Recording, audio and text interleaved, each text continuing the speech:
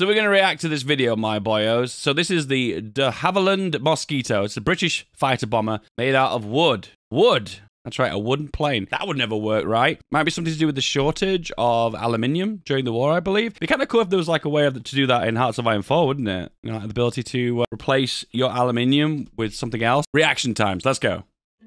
At the early part of the Second World War, 1939, 40, 41, a lot of brilliant British engineers and manufacturers were coming up with their own ideas to win the war. One of the ideas that was put forward was from Sir Geoffrey de Havilland. Now, a bomber, stereotypically... Can we just appreciate, for the second time, like these guys' mustaches? Especially this guy. This is a random thought as well. The guys with like the handlebar mustache, the ones that like curled on the end, what's the deal with that? Because every now and then you see someone in today's world, present day, with like the handlebar mustache with a little twizzly bit on the end. What's that all about? Seems very out of place. I don't know, man. They all look like your granddad. Typically is a big aeroplane that carries bombs. Obviously it needs a defence, machine guns in the front or the back. But we were losing young lads in bomber command very, very fast indeed. Sir Geoffrey de Havilland had a very big blue sky think. De Havilland. He decided he was going to make a bomber, but he was going to make it completely unarmed. The defence of this bomber was going to be its speed. Damn, spy plane. The saddest part of this, if it was in HOI4, which I don't believe it is, but it might be, no one would build it anyway. Sad face. Mr. de Havilland made some ideas, put some drawings down, and sent them off to the government. The government had a look at him, but like so many other designs, at the time, Mosquito, as was going to be the name, was chosen to be discontinued. Mr. de Havilland was not happy. He had his manufacturers, had his own factory, had his own workers, and he wasn't short of a bob or two. So he decided to go ahead with his own project. He believed in his idea. Now everybody's handing in metal, pots, pans, railings and gate posts to get melted down to turn into aeroplanes like Spitfires. But Sir Geoffrey de Havilland had his idea that he would make his aeroplane out of wood. Man, this is like a throwback to another documentary video that I watched a long time ago. And they said that the reason why in London you don't see many fences that are made out of metal is because in the war they would have got melted down and be made into either tanks or vehicles or made into planes. Prior to 1930s Britain, there was a lot of like metal fencing, but that all got replaced with wooden ones or like concrete ones because they were melted down for the war. I don't know, random fact there. Construction was of wood, and this was revolutionary for first-class British aircraft. But wood was chosen for three main reasons: for quick production, to use fresh material supplies, and to employ a new group of labor. Wood construction also gave this plane more buoyancy in the event of coming down on water, and in place of the clang of metal is the sound of carpentry. In place of sparks, there's sawdust. Hang on, I'm not buying those reasons. Those three reasons he just did there. What was them? To use fresh material supplies, fresh materials, and to employ a new group of labor. Employ new group of labor. For quick production, to use... Okay, quick production's a good one. I would imagine quick production is one. Then two, it'd be like there's an abundance of wood because it's not going to get used as heavily for the war. Fresh material supplies and to employ a new group of labor. Oh, the fresh material supplies. That is basically saying use a material that's not used heavily for the war. Wood construction also gave this plane more buoyancy in the event of coming down on water. And in place of the clang of metal Seaplane. Is the sound of carpentry. In place of sparks, there's sawdust. Nothing strange about a wooden aeroplane a long time ago, but this is the Second World War. We're in modern times. If this aeroplane is going to go up against a German fighter like the Messerschmitt 109, a lethal aeroplane, the wood is going to have to be very streamlined and very strong. He started experimenting with very thin layers of veneer, some balsa wood, pressing them down with some fish-based glue over some upside-down jigs, books, looking like an upside-down boat. He pressed them over and moulded them down, popped them off, and he had two semicircles. Put the two semicircles together, you have one long tube. Women in the workforce, 100 pp, -5 stability. He got a fuselage. He decided to try the same with wings, but of course, if this aeroplane is going to be fast, you need powerful engines. It's got to be manoeuvrable to get away from the German fighters.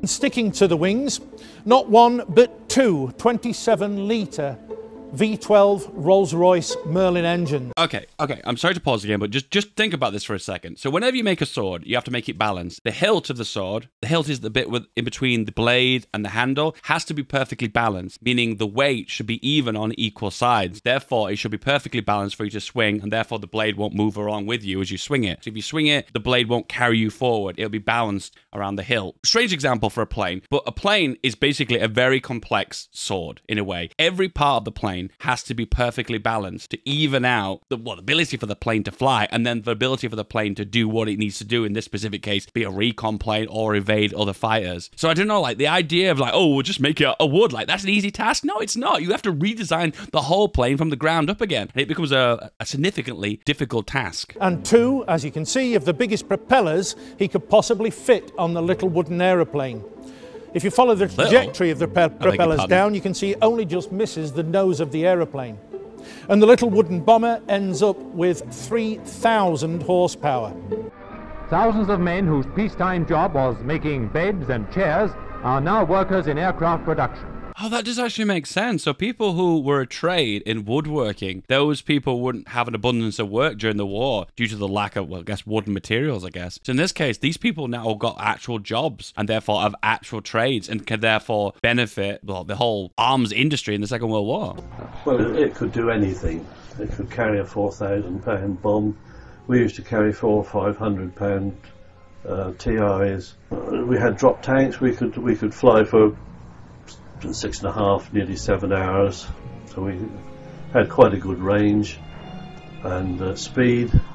If we wanted to put it on, we could go faster than most of their fighters anyway. They'd have to come down from a height, and in the dark they couldn't see us to that extent, and being wood, their radar detection didn't find us very easily because there was no reflection back from it.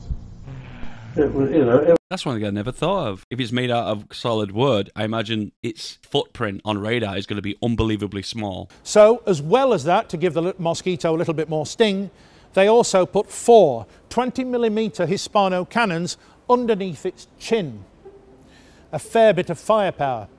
That mosquito became the fighter bomber, the FB-6, and was found that it only actually slowed the mosquito down by about 15 knots.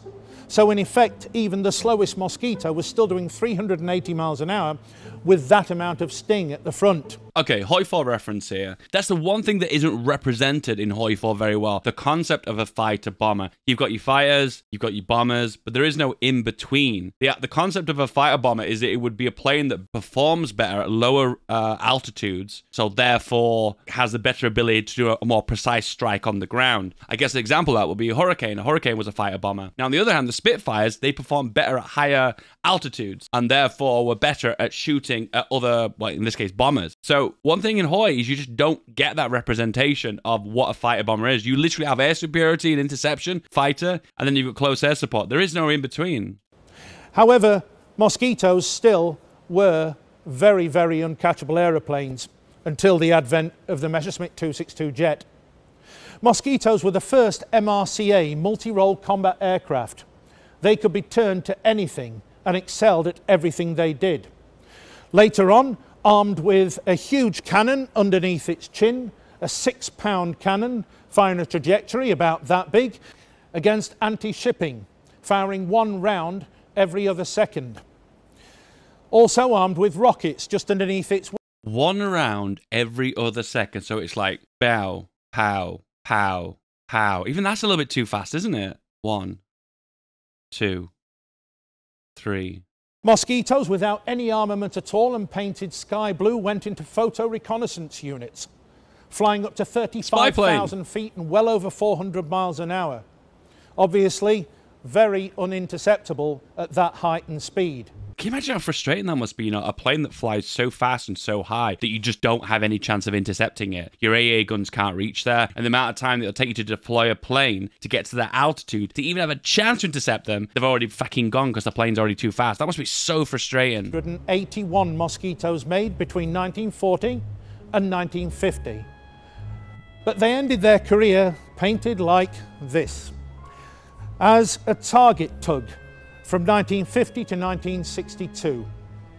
dragging around a long windsock so early Cold War jets like F-86 Sabres, Meteors, Vampires and Hunters could fire at it for target practice. Oh no! But I prefer to remember the Mosquito, painted like a dolphin, armed to the teeth, screaming down streets and scaring the life out of the Gestapo. Hey, look guys, we just found out that Britain did something right in World War II. Yay! This video technically is part 2.